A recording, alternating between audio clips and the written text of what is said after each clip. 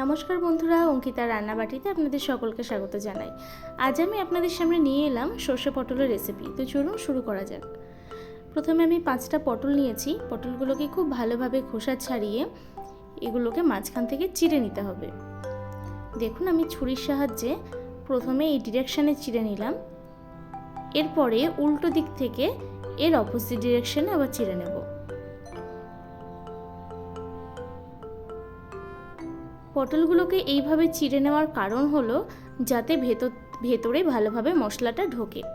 এবার আমি কড়াইতে তেল গরম করে ধুয়ে রাখা পটলগুলো দিয়ে দিচ্ছি। আমি যখন পটলগুলো ভাজবো খুব কম আঁচে ভালো করে ভাজবো, যাতে পটলগুলো খুব সুন্দরভাবে নরম হয়ে যায়।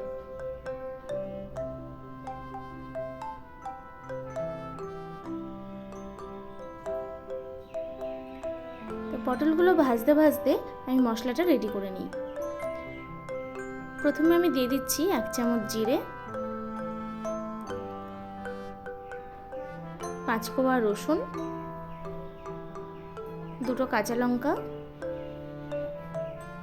স্লাইস করে রাখা আদা, আমি 1 ইঞ্চি আদা নিয়েছি, 1 চামচ কালো সর্ষে আর 1 চামচ পোস্ত দানা। একটু জল দিয়ে এটাকে পেস্ট বানিয়ে নেব। দেখুন পটল সুন্দর ভাজা হয়ে গেছে। এবার আমি পেস্টটা ওর মধ্যে দিয়ে দিলাম। খুব ভালোভাবে নাড়িয়ে চাড়িয়ে আমি এটাকে একটু কষিয়ে নেব।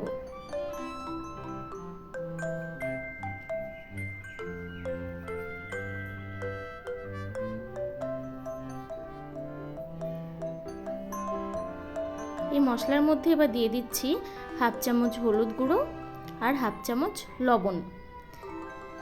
আপনারা লবণটা নিজেদের স্বাদ অনুযায়ী দেবেন। লবণ, হলুদ আর মশলা বেশ ভালো করে আমি কষিয়ে নিচ্ছি।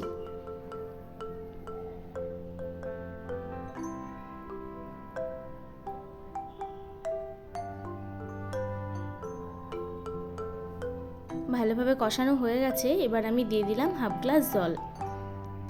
জলের পরিমাণটা আমি একটু কম দিলাম, কারণ আমি বেশি ঝোল করব না। আর তার সাথে আমি যখন পটল ভেজেছিলাম এটা অলরেডি ভালোভাবে ভাজা হয়ে গেছিলো, সেদ্ধ হয়ে গেছিলো। তো এবার রান্নাটা প্রায় হয়ে এসেছে। আমি দিয়ে দিচ্ছি একটু গরম মশলার গুঁড়ো। এবার গরম মশলাটা নাড়িয়ে চাড়িয়ে আমি তরকারিটা নামিয়ে নেব।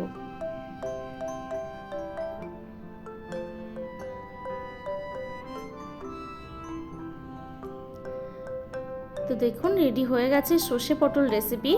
আপনাদের যদি রান্নাটা ভালো লেগে থাকে তাহলে অবশ্যই লাইক, শেয়ার, কমেন্ট আর সাবস্ক্রাইব করবেন। ধন্যবাদ।